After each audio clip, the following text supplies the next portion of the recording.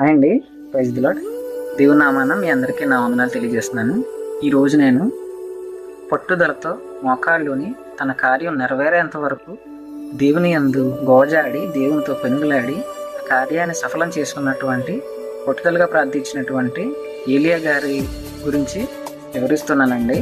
బైబిల్లో మనం చూసుకున్నట్లయితే రాజులు మొదటి గ్రంథం 18వ అధ్యాయం 42 నుంచి 43 వచనాలు ఒకసారి చూసినట్లయితే, ఆహాబు భోజనం చేయబోయెను, కానీ ఏలియా కర్మేలు పర్వతం మీదకు పోయి నేల మీద పడి ముఖము మోకాళ్ల మధ్య ఉంచుకొనెను.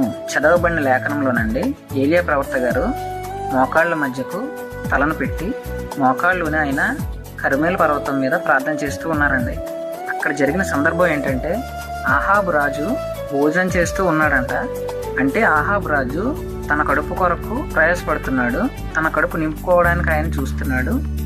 కానీ ఏలియా గారు మాత్రం తన కడుపు నింపుకోకుండా, తన కడుపు కొరకు మాత్రం చూసుకోకుండా అక్కడ ఉన్నటువంటి ప్రజలందరి కడుపు నింపడానికి ఆయన మోకాళ్ళుని వర్షం పడాలని చెప్పేసి ఆయన ప్రార్థించినట్లుగా మనం అక్కడ చూస్తున్నామండి. బైబిల్ ప్రకారం అండి, నిజమైన ప్రార్థనాపరుడు ఎప్పుడు కూడా తనకు తాను దీవెనకరంగా కాదు, కానీ అనేక మందికి దీవెనకరంగా తన జీవితాన్ని మార్చబడతాడండి. మోకాళ్ళ మధ్య తలను ఉంచి వర్షం పడాలని ఆయన మొదటిసారి ప్రార్థించినప్పుడు వర్షం రాలేదు.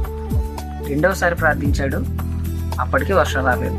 అలా మూడవసారి, నాలుగవసారి, ఐదవసారి, ఆరవసారి కూడా ప్రార్థించినప్పుడు తన యొక్క పనివాడిని పంపించినప్పుడు ఒకసారి వెళ్ళి చూడు అని కర్మేల్ పర్వతం మీద నుంచి సముద్రం వైపు చూసినప్పుడు వర్షం ఏమీ రావట్లేదు అని చెప్పినప్పుడు మరలా 7వసారి ప్రార్థించి ప్రార్థన ముగియనున్నప్పుడు ఆయన తన శిష్యుడు ఆ సముద్రం మీద నుంచి ఒక చెయ్యి ఆకారంలో మేఘం అనేది అలా ఆకాశం వైపు వెళ్తూ ఉండడం గమనించాడు.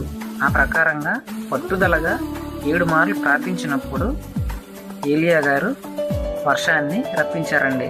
మనం గ్రహించాల్సిన విషయం ఏంటంటే, ఇక్కడ ఎందుకు నేను ఏలియా గారిని ఒక ఉదాహరణగా మనకు మాదిరిగా ఉంచాను అంటే, నీ ప్రార్థనలకు జవాబు వచ్చేంత వరకు కూడా దేవుని యందు పెరుగులాడాలి, దేవునిని గోజాడి నీ ప్రార్థనకు సమాధానం వచ్చేంత వరకు పట్టు వదలకుండా ప్రార్థించాలి అని ఏలియా గారిని ఒక ఉదాహరణగా చూపించానండి. నీకు నాకు ఎప్పుడైతే సంపూర్ణమైన ప్రార్థన అనుభవం వస్తుందో అప్పుడు మన ప్రార్థనకు జవాబు వస్తుందండి.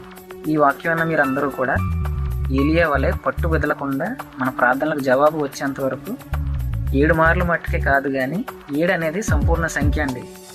7 సార్లు ప్రార్థిస్తేనే నీ ప్రార్థనలకు జవాబు వస్తుందని నేను అన్ను, కానీ నీ ప్రార్థనకు జవాబు వచ్చేంత వరకు, ఆయన నీకు సమాధానం ఇచ్చేంత వరకు, నీ కార్యాన్ని సఫలం చేసేంత వరకు ఆయన ఎందుకు గోజాడి ఆయన పాదాలు పట్టుకొని మోకాళ్ళుని ప్రార్థించేలాగున కొద్ది మాటలు దేవుడు మన వెనుకల్లో దీవించును గాక.